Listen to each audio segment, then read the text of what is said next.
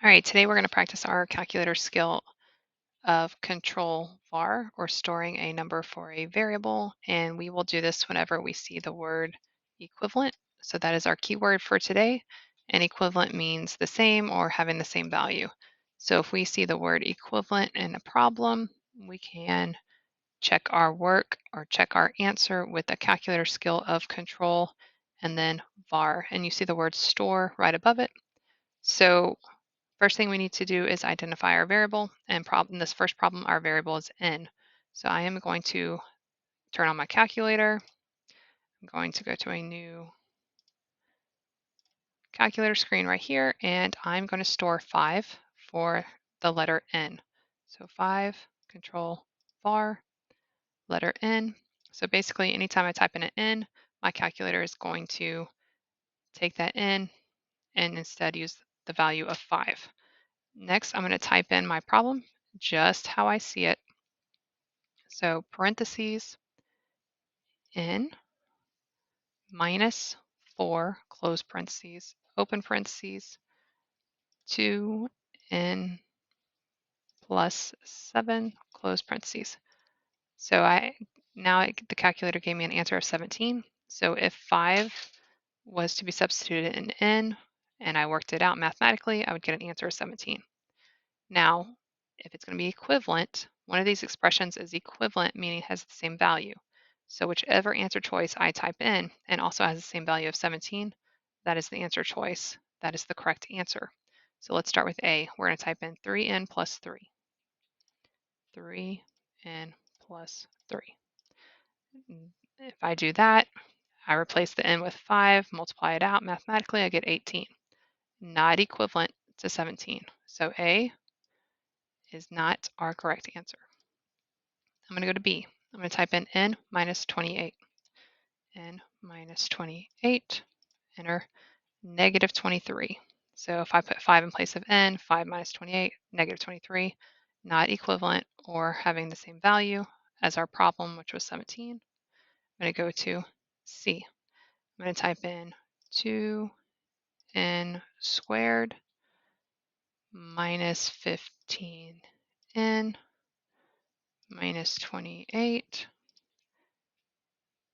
2n squared minus 15n minus 28. That gives me a negative 53. So that is not the equivalent value of 17. I'm going to type in this last one. 2n squared minus n minus 28. And that gives me a value of 17, which is equivalent or has the same value as 17 in my problem. So this one right here, this answer choice, this expression of 2n squared minus n minus 28 is equivalent to the problem, which was n minus 4 times 2n plus 7. Now, what happens if you have more than one variable? Like, for example, in this second problem, which expression is equivalent to, and then you have a c and a d as a variable, it's the same process, but I'm going to go ahead and get a new document, new calculator. I'm going to store 5 for C and then 6 for D. So I'm going to do 5, Control Var C, enter, and then 6, Control Var for D, enter, and then the same process. Type in my problem, C to the power of 8, arrow over, parentheses, D to the power of 6, arrow over, close those parentheses, and then to the power of 3. Then I'm going to go all the way to the denominator and put NC squared. When I press enter, I have this very large number.